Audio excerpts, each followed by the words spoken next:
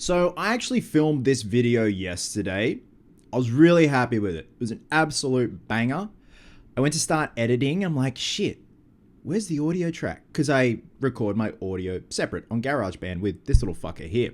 And I had exported the audio, put on my desktop. I had some other stuff that I had to throw in the trash from a previous video. So I just grouped it all, including that little old audio file, and just threw it in the trash, and then right clicked and emptied the trash, and I did not save my GarageBand file. So I thought, you know what? I'll give it a crack with the audio in the camera with the embedded microphone. I'm like, just up the bass a bit. It's going to sound great. This is what it sounded like. Really, any new special features, like with previous releases. So here we are again.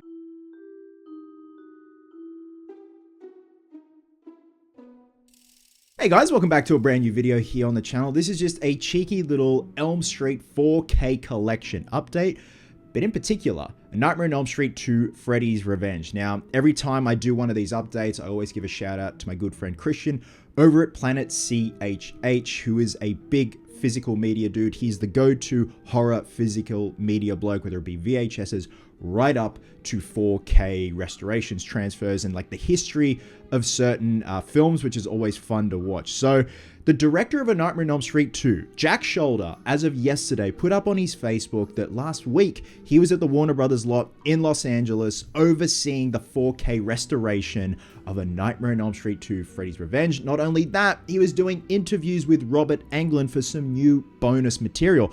On my last update video, I was wondering if there was going to be new bonus features, new bonus material, documentaries, behind the scenes stuff that was going to be featured in this collection. So at the end of this year, we are getting the full Elm Street 4K box set. We obviously got the first one several months ago. I did a review on that. Transfer wasn't too bad. All these transfers are being done in-house at Warner Bros. You know, I would have loved to have seen an Anchor Bay or a Scream Factory tackle this, especially when it comes to getting that box art on point. They're the ones that know how to do it and really please us hardcore fans. But going back to Jack Shoulder, he's overseeing the restoration of the original 35mm negative. I'm going to read his caption, but also given the fact that he's teamed up with Robert Englund to do some new interviews gets me excited, because it just seems like we're going to be getting some new bonus features, not just with Elm Street 2, but with the rest of the films. So Mr. Shoulder says in his Facebook post, I just spent last week on the Warner's lot working on the restoration of A Nightmare on Elm Street 2. The remastered 4K picture of the original 35mm negative looks fantastic, and I was able to do adjustments and corrections only possible thanks to the incredible digital tools now available. The original mono mix from 42 years ago was brought into Dolby Atmos and blew me out of my seat.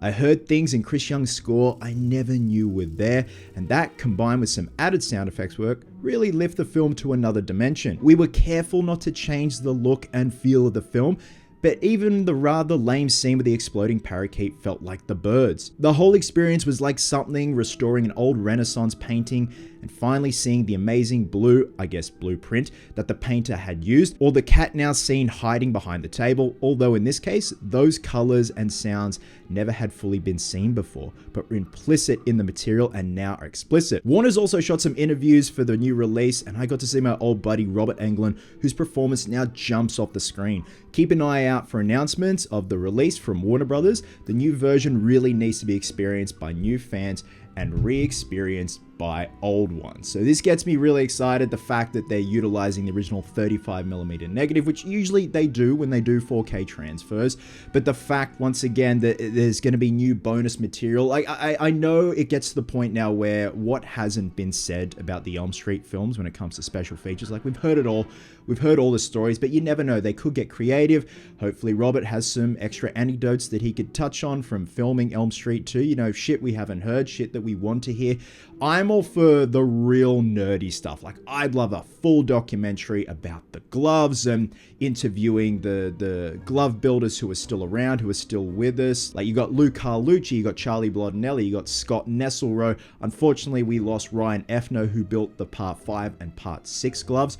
but just also the history and like, you know, their memories of going to Kitcraft in LA to get supplies for the copper and where they source the leather gloves, shit like that. Like, it's so niche, but I'd love hearing that. And also maybe interviewing, you know, David Miller, Kevin Yeager, in this case, Kevin Yeager for his brilliant makeup work. I just love hearing new stuff. But I know we keep going back to the well, and that well is running dry with stuff to talk about. But again, I love a good bunch of special features. I think for me, what I'm looking most forward to seeing, like Elm Street 1, is how the glove looks, how the makeup looks, how just Freddy as a whole looks in 4K. I also want to see if we can see that god-awful stunt double in the shower scene a lot better. Like, my God, like, to see that in 4K, that performance. So there you go, guys. Just a cheeky little Elm Street 4K update. Like I said, we are getting this box set at the end of the year. I'm definitely grabbing it, going to be doing a full review on it. I think I'm most looking forward to Freddy's Dead. Again, it was the first Elm Street film that I had watched, but I think because it's so polar opposite to say like the first 3 Elm Streets where they're you know, lit in darkness, like especially part 1, like Freddy is covered in darkness and he's just relying on, you know, glistening, reflecting lights on his wounds. But Freddy in part 6 is pretty much in broad daylight. So I want to see how that looks with a 4K transfer. Again, the glove, the makeup, just seeing all the nitty gritty stuff, warts and all, I think it'd be great. With that being said, let me know which particular Elm Street film you are most looking forward to seeing in 4K, and I just hope we get some banger special features, and of course, some fucking good box art that isn't lazy. Love you guts, and I'll catch you in the next one.